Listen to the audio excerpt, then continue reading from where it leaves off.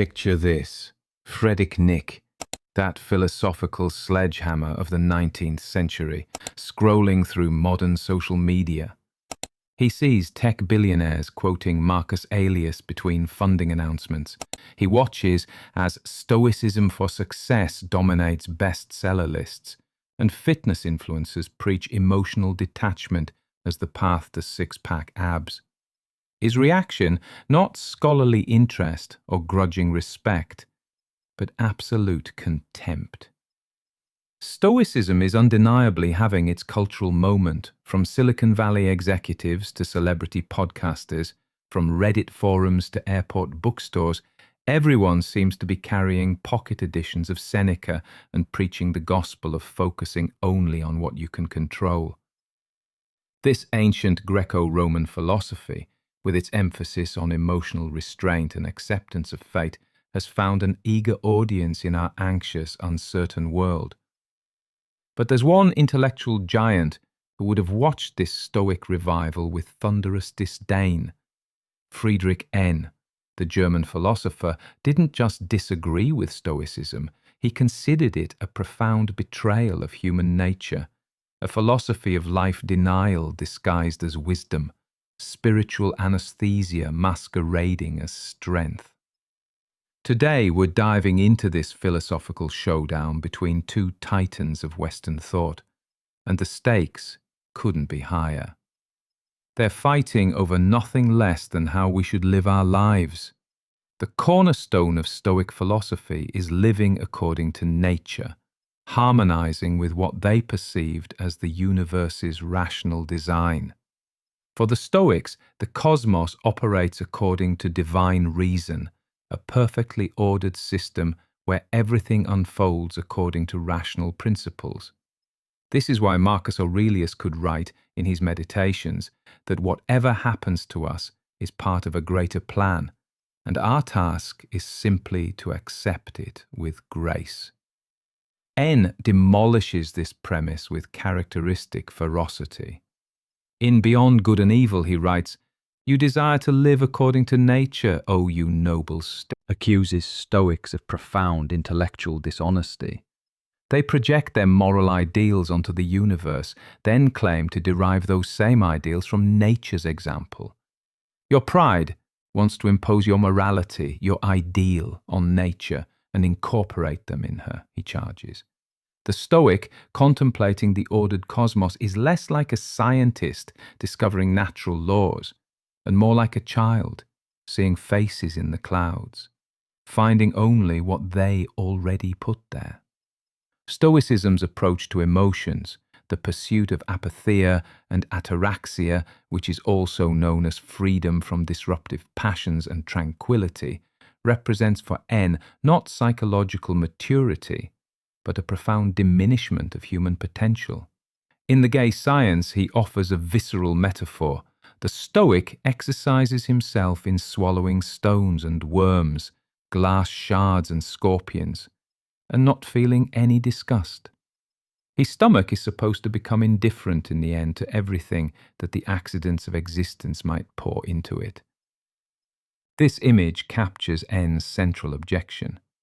Stoic emotional discipline isn't self-mastery, but self-mutilation, deliberately numbing oneself to life's full spectrum. Think about it. Is a person who feels nothing at the loss of a loved one stronger than someone who grieves deeply? Is someone who can't be moved by beauty, passion, or even righteous anger truly living a full human life? Stoicism for N is philosophical Botox, dulling life's expressions while killing its vitality. The Stoics' pursuit of emotional safety is the philosophy of a caged animal, life reduced to a dull, tame existence under the illusion of strength. Consider how we approach difficult emotions today. When we feel anxiety, we're often told to just breathe or focus on what you can control, classic Stoic advice. But what if that anxiety is pointing to something important we need to address? What if our anger gives wisdom about injustice that deserves expression? The Stoic doesn't transcend suffering. He merely numbs himself to it, like a patient who chooses permanent anesthesia over the risky vitality of feeling alive. Behind this quest for invulnerability, N detects not strength, but fear. Specifically, fear of being deeply affected by life's unpredictability. True power lies not in remaining unmoved, but in having the courage to be moved deeply and still affirm existence. Is tranquility strength, or is it surrender to fear? Modern Stoics would object to this characterization. Philosopher Massimo Pigui argues that apatheia isn't emotional numbness, but clarity, the ability to see situations without distortion. Donald Robertson contends that Stoicism is fundamentally proactive, not passive acceptance, but strategic focus on what matters. The modern Stoic would say we don't suppress emotions, but transform them. We don't resign ourselves to fate, we engage strategically with reality. We don't counsel indifference to injustice, but pragmatic action. After all, didn't Marcus Aurelius actively fulfill his duties as emperor rather than merely accepting his fate? Nevertheless, N would remain deeply skeptical. While Stoics emphasize virtuous action, their fundamental premise that virtue alone is sufficient for happiness subtly undermines the creative tension necessary for transformation. When virtue becomes its own reward, doesn't this discourage the risky, passionate engagement that drives revolutionary change? Consider climate activism.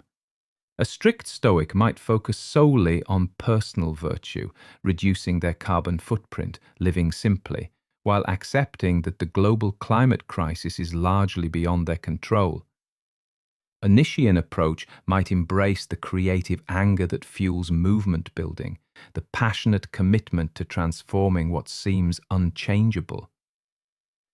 Can a philosophy that makes peace with circumstances ever truly challenge the status quo? The Stoic sage, that paragon of perfect rationality and virtue, immune to fortune's blows, represents for N not an aspirational ideal, but a revealing fantasy.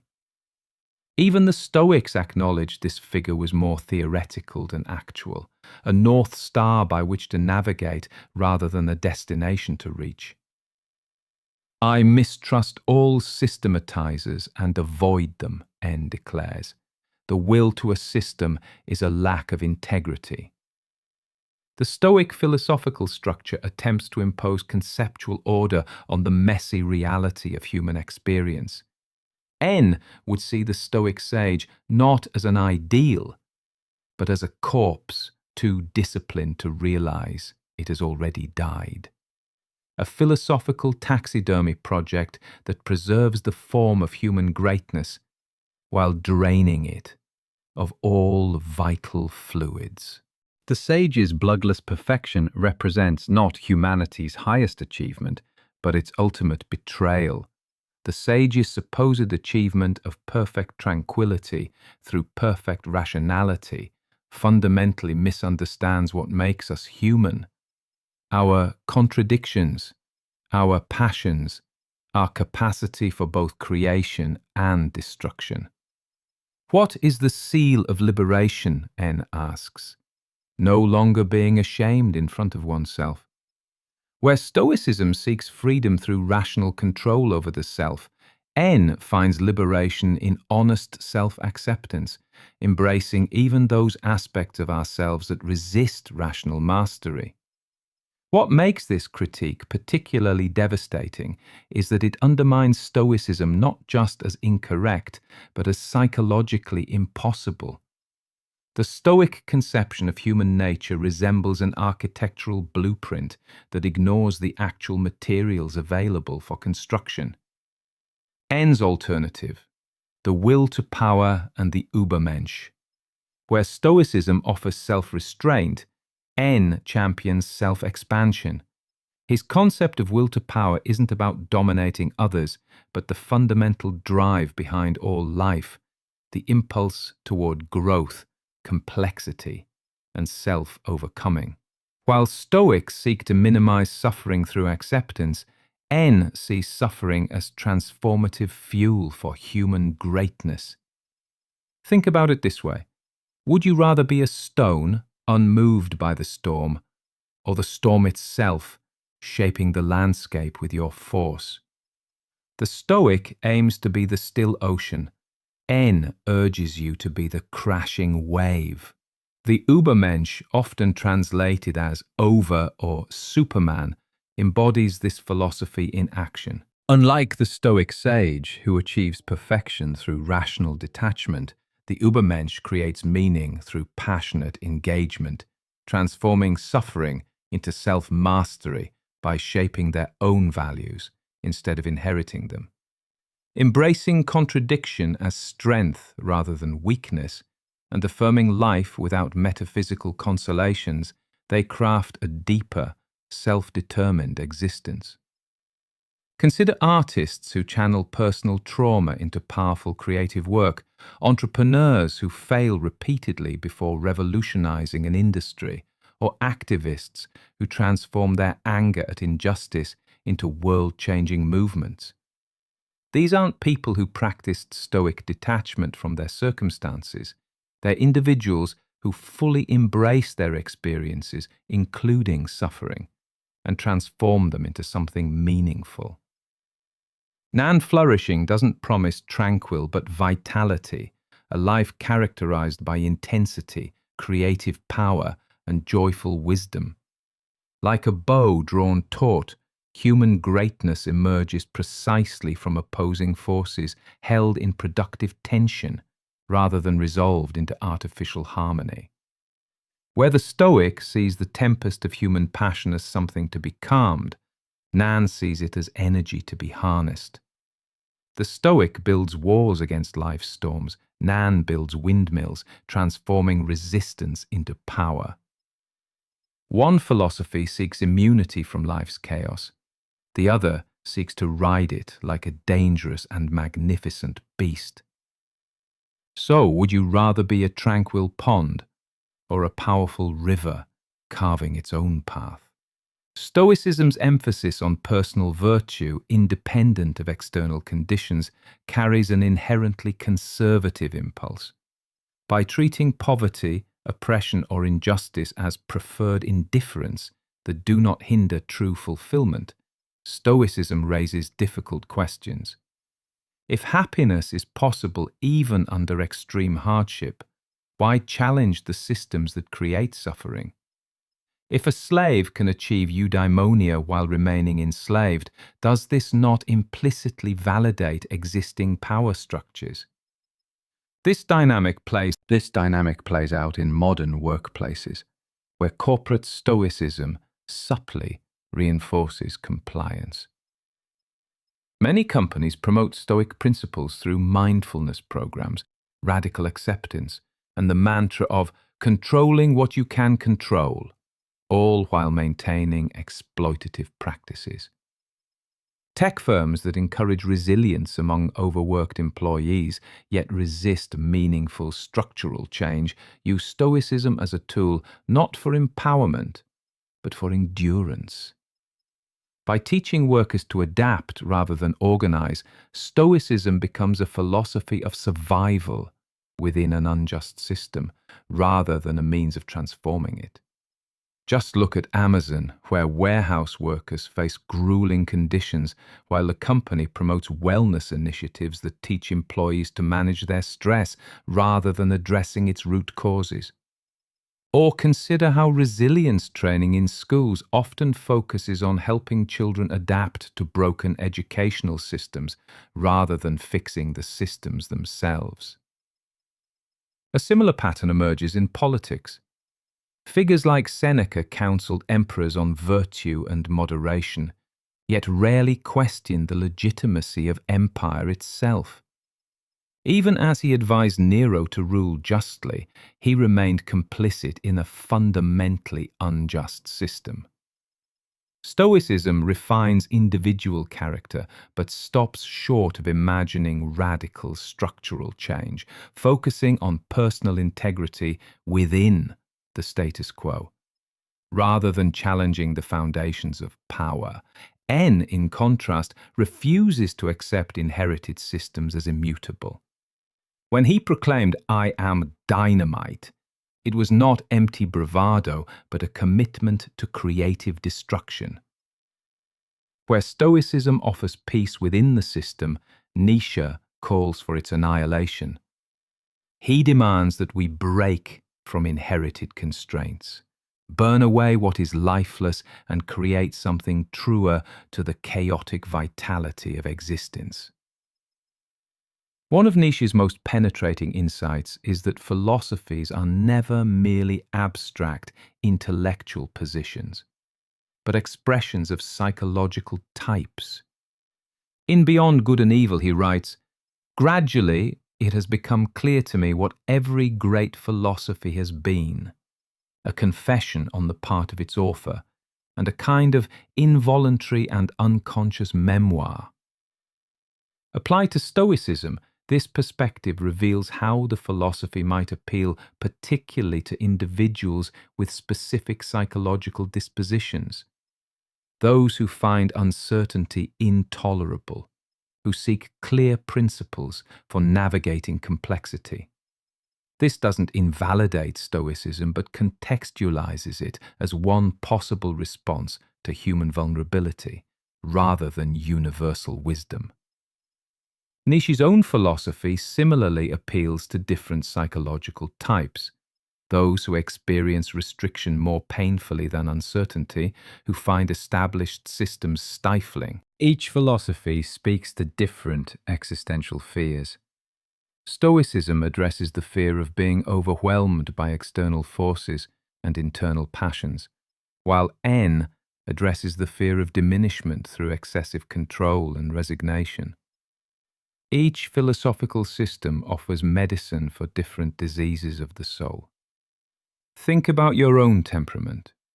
Do you feel more threatened by chaos or by constraint? Does the thought of surrendering control terrify you, or does the prospect of rigid self-discipline feel like a kind of death? Your answer might reveal which philosophical approach naturally speaks to your psychological needs. The Stoic and the Nan don't just think differently, they experience the world differently, finding different aspects of existence painful or exhilarating. The most fascinating tension between N and Stoicism emerges in their seemingly parallel concepts of fate acceptance. N's amor fati, love of fate, meaning embracing your life so completely you wouldn't change a single moment of pain or joy, initially appears strikingly similar to Epictetus's counsel to wish the things which happen to be as they are. Yet, this similarity conceals a profound philosophical gulf.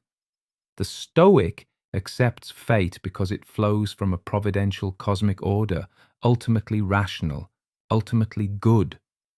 This acceptance rests on metaphysical comfort. What happens must happen for the best within divine reason's plan. N's love of fate acknowledges no such cosmic reassurance. His universe offers no divine plan, no inherent meaning. His amor fati represents not resignation to a rational order, but defiant affirmation despite the absence of order. A creative act that transforms necessity into chosen destiny.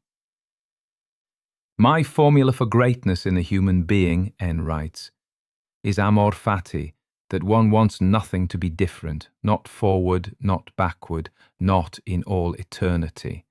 Not merely bear what is necessary, but love it. This distinction reveals the essential difference between Stoic resignation and an affirmation.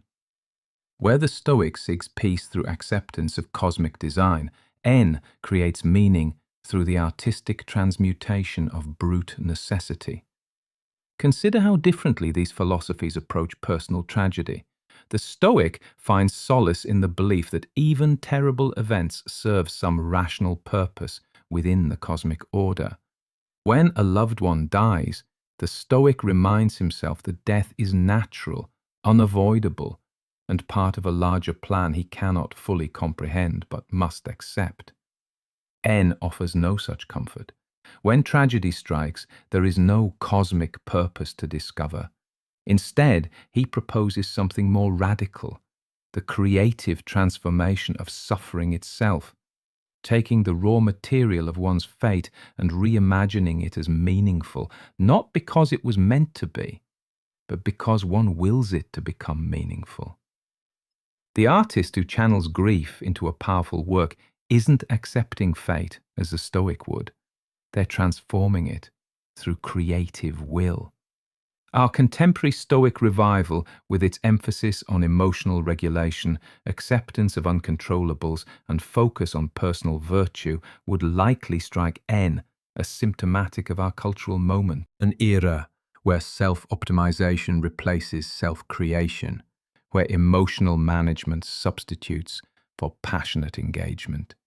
What is the greatest thing you can experience? N asks in Thus Spoke Zarathustra.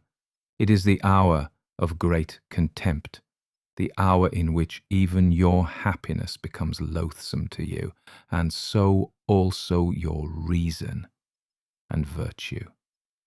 True philosophical growth begins not with maxims for contentment, but with profound dissatisfaction.